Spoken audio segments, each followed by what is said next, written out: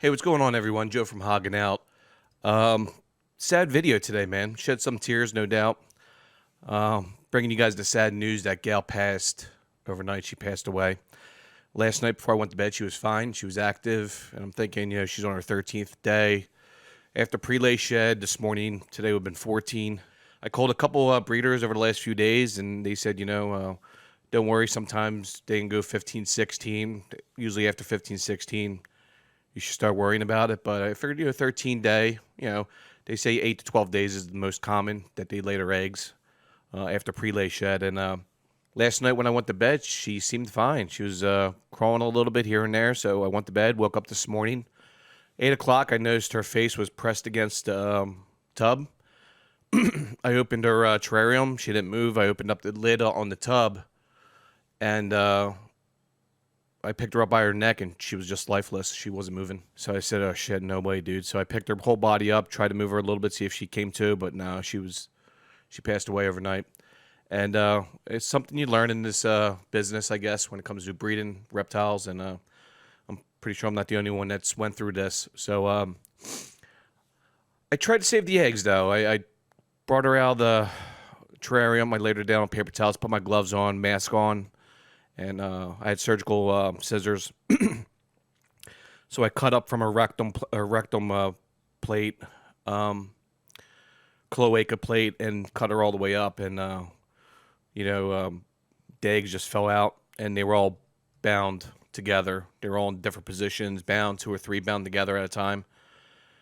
I don't even know what I'm saying right now, guys. I'm just pretty dumbfounded right now. I just feel like shit right now, but it's very sad. But I guess life goes on. I tried to save the eggs, but they weren't savable. They were just all bounded together. And I counted about 18 to 20. I don't even know how many I counted. I just start counting. I think I hit 20. And I tried to pull a couple apart to see if I could save them, but they weren't coming apart, man. They were just bounded together. And there was really no signs that she was in discomfort or she was having problems. I mean, I talked to a couple breeders, and they said, I talked to a couple of breeders, said she was breathing heavy last week, but they said, don't worry about it. It's probably because you're disrupting her. So I said, okay. Well, every day I tried to look at her like 2 times just to make sure she's okay over the last few days. And I've been leaving her alone, and the temperature was fine. Everything was fine. I guess when you love your animals as much as we do, it just happens, man. It's sad to see one go, and it's just a lesson learned when it comes to breeding hognoses, man. It just happens. And sad day.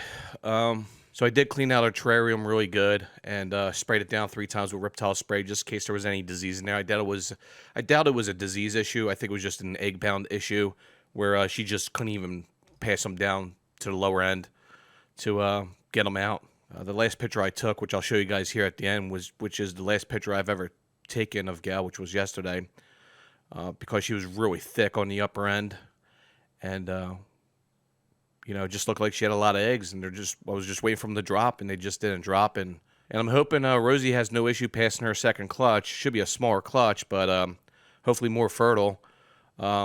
She's in good spirits. I mean, I got to feed her today. It's been 4 days, so I got to feed her today.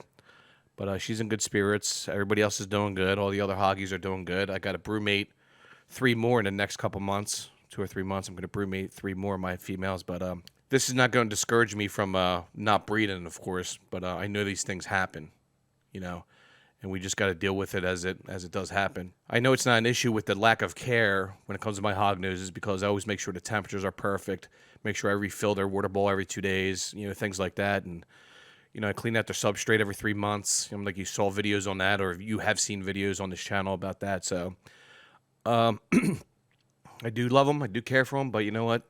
This stuff happens. Might do a live stream later on.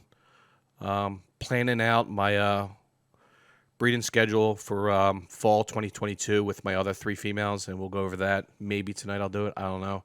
I think I need to pick me up after this, so I might do a live stream and talk to you guys. Maybe we'll do a Q&A or something like that. But all right, guys, love you guys. You guys have a great weekend. I'll see you in the next video, or maybe tonight in a live stream. You guys have a great day.